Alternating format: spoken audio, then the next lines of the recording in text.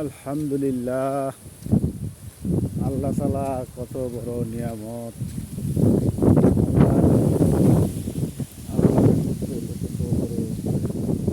এতদিন মানুষ গরমে অস্থির হয়েছিল, এখন ঠান্ডা বাতাস আর বৃষ্টি দিয়া মানুষকে শীতল করেছে। তারপরেও আল্লাহ তাআলাকে আমরা বান্দাকে আল্লাহ তাআলা কখনো তার রহমত থেকে নৈরাশ করে না। সেই